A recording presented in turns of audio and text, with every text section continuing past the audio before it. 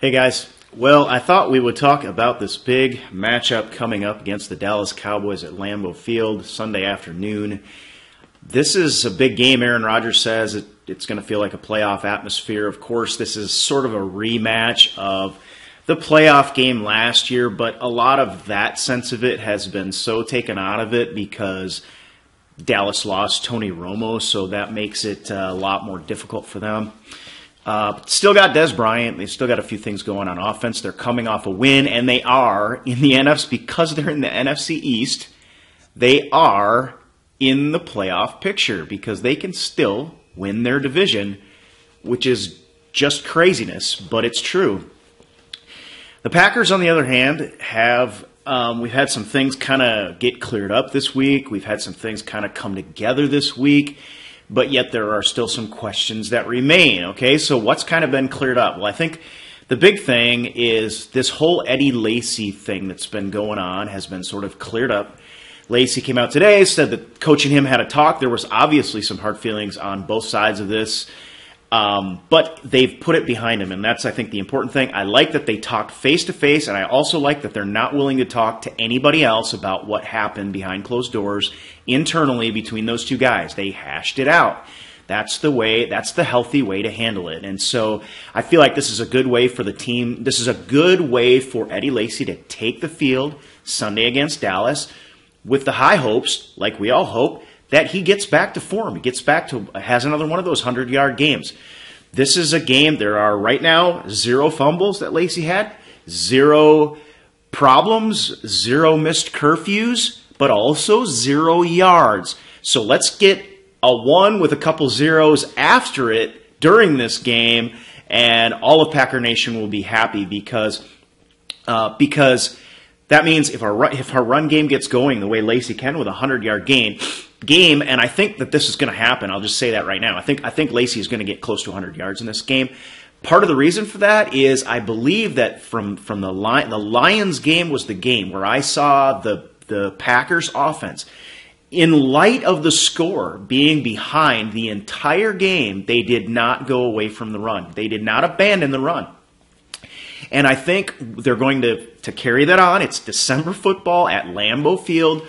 The conditions are not going to be a factor. It doesn't look like it's going to be like probably 65 degrees. It's going to be crazy warm there for December, but it's a great time for Eddie Lacy to get his wheels a churning, and that will help this offense get back on track because having that running game definitely helps us in the pass attack. Obviously if the defense has to commit some guys to the box, it makes it a little bit easier for our wide receivers to get open. And it also helps us by getting us in better third down yardage positions. So now with that said, just a quick caveat, the offensive line, of course, is a big part of Eddie Lacy having a good running game, and not to mention the passing game. Like Aaron Rodgers says, it all starts up front. This thing can be a house of cards because, we saw in the Detroit game, we pretty much every lineman was hurt. And right now, the understanding from the injury report, our injury report is still a mile long. It's just a Wednesday injury report. But every offensive lineman except Lindsley has practiced for 2 days in a row. So that's a very good sign that these guys will be able to play. They're pretty much all, I think, listed as questionable right now. Lindsley, I don't think, is going to play. This is one of those games where if you have guys that are kind of on the fence, you hate to risk it, but you have to weigh in the balance. Can I give this guy another week of rest and we still are able to win this game at Lambeau Field against the Dallas Cowboys?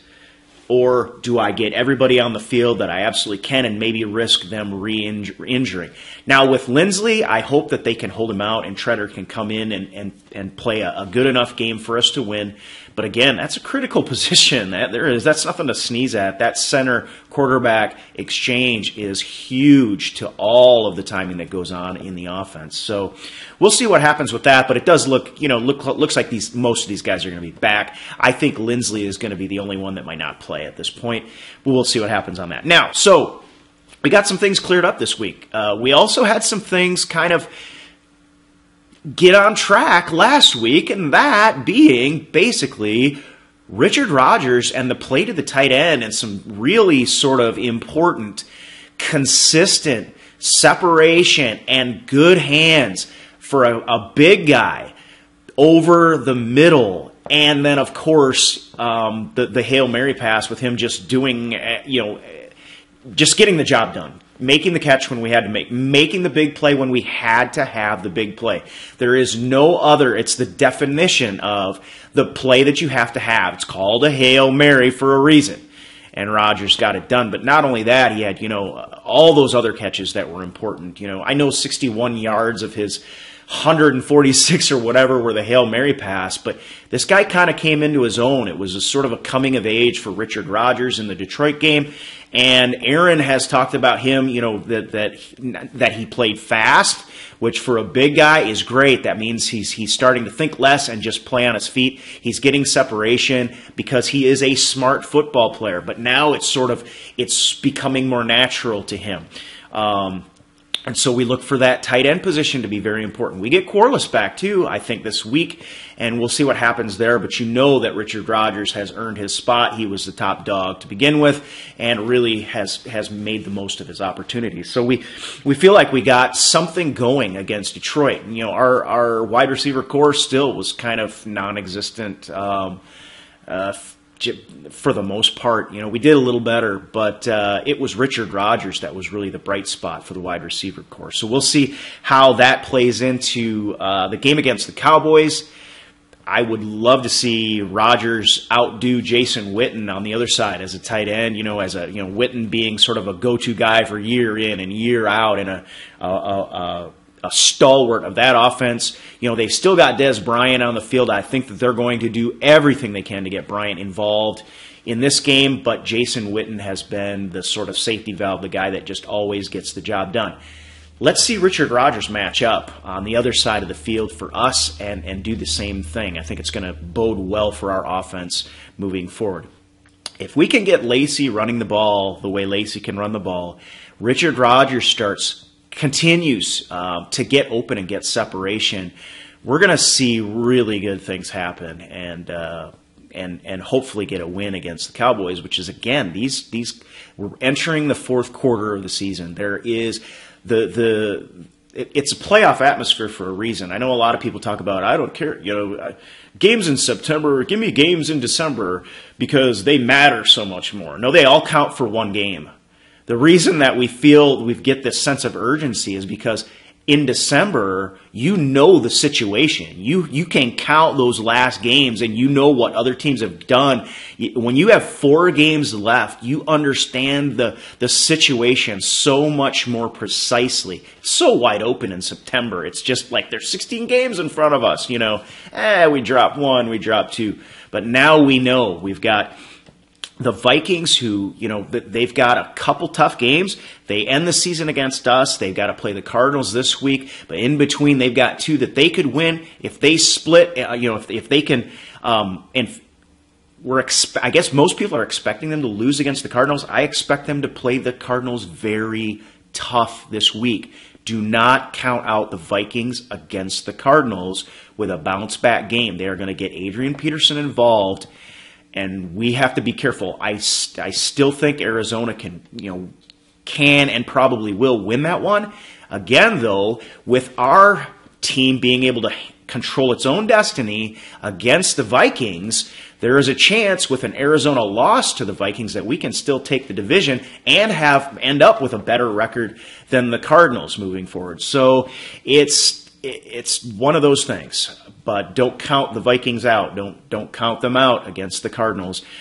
So in December, we sort of control our own destiny. But a big game against the Cowboys. Then we come back to the Raiders, who are no slouch of a team anymore.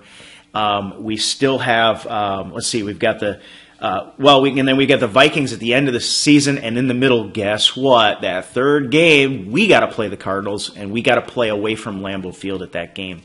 So it's going to be a tough run for us, and I think getting the offense in sync right now, and everybody in the locker room, all the interviews, they're talking about how they're admitting that the offense has been kind of on and off, and they're talking about how important it is to get in sync and get in sync now, and I agree. So, but we did get some things kind of came together with Richard Rodgers against the Detroit Lions, and the defense is still playing well, and if they can sort of ramp up the way they did heading toward a playoff run last season, I think we could see good things on the horizon.